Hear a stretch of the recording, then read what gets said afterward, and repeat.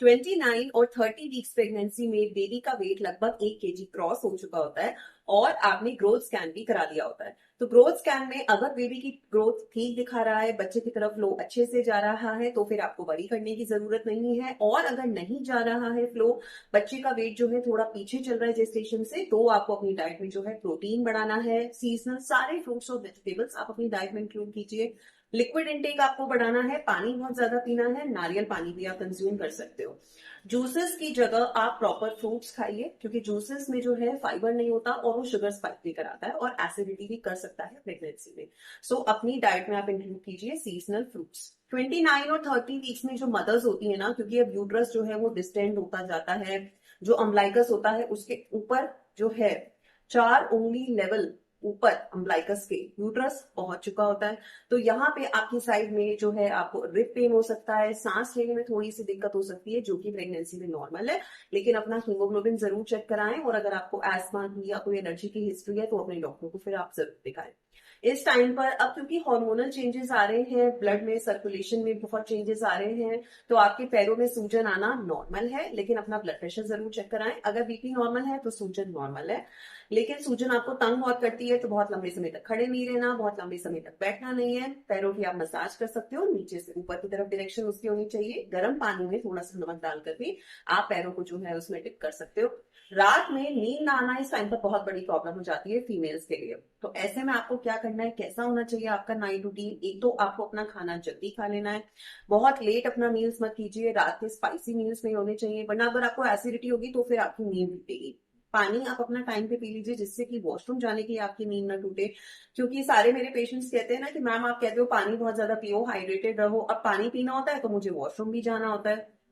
क्योंकि जो expanding uterus होता है, ग्रोइंग यूट्रस होता है, वो ब्लैडर पे भी बहुत जोर लगाता है। तो आपको जो है बार बार ऐसा लगता है कि यूरिन पास करना है। लेकिन अगर आपको यूरिन में जलन हो रही है, आपको ऐसा लग रहा है कि आप कंप्लीटली एम्प्टी नहीं कर पा रहे हो अपनी पेशाब की थैली, आपको लग रहा है कि आपको वॉशरूम जाना है लेकिन आपको वॉशरूम नहीं आ रहा, यानी कि हेजिटेंसी, फ्रीक्वेंसी ऑफ यूरिनेशन, या फिर बर्निंग मिक्चुरेशन, यानी कि यूरिन पास करते वक्त बर्निंग, या फिर आपको ऐसा लग रहा है कि मैं गई वॉशरूम लेकिन मेरे को लग रहा है कि कंप्लीटली एम्प्टी नहीं हुआ मेरा ब्लैडर और मुझे थोड़ी देर बाद फिर से वॉशरूम जाना है, तो यानी कि आपको यूटीआई, यूरिनरी ट्रैक्ट इन्फेक्शन हो सकता है। तो अपनी डॉक्टर से जरूर चेकअप कराओ। और रात को सोने से पहले आप अपने जो मेडिसिन है वो भी टाइम से ले लीजिए, ताकि एकदम आपको जो है गैस्ट्रिक इश्यूज ना हो।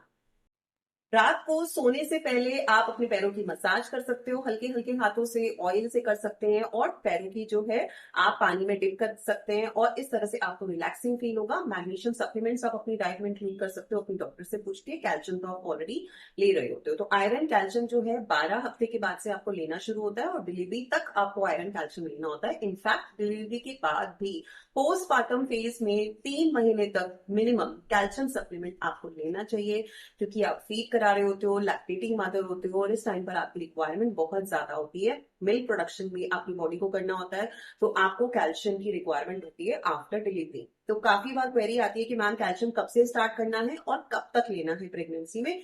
तो 12 हफ्ते के बाद से आपको स्टार्ट करना है, और टिल डिलीवरी आपको कंटिन्यू करना है, and after delivery also 3 months तक मिनिमम आपको कैल्शियम लेना चाहिए। 1 ग्राम पर डे की रिक्वायरमेंट है आपको कैल्शियम की।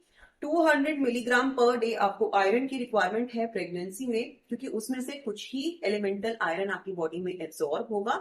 तो 200 मिलीग्राम आप अपना सप्लीमेंट चेक करिए, उसमें लिखा हुआ होगा कि दिस पैकेट कंटेन्स 200 मिलीग्राम, एक टैबलेट में जिसमें इतना एलिमेंटल आयरन होगा, क्योंकि एब्सॉर्ब आपकी बॉडी में उसके अकॉर्डिंग होगा।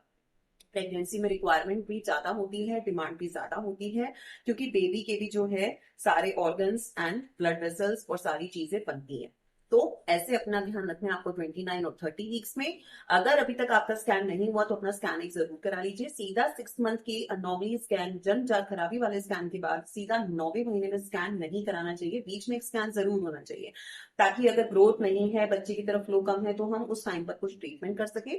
अगर आपकी वैक्सीनेशन अभी तक नहीं लगी है, 2 टेटनस नहीं लगे हैं, तो आप अपना टीडैप वैक्सीनेशन जरूर कराइए। फ्लू का वैक्सीनेशन जो है वो मैंडेटरी नहीं है, ऑप्शनल है, लेकिन आप फ्लू भी लगवा सकते हो, जो कि नया स्ट्रेन होता है हर नए साल के हिसाब से। तो अगर आपने पिछले साल फ्लू का वैक्सीनेशन लगवाया था, तो इस साल भी आप फ्लू का वैक्सीनेशन प्रेगनेंसी में लगवा सकते हो।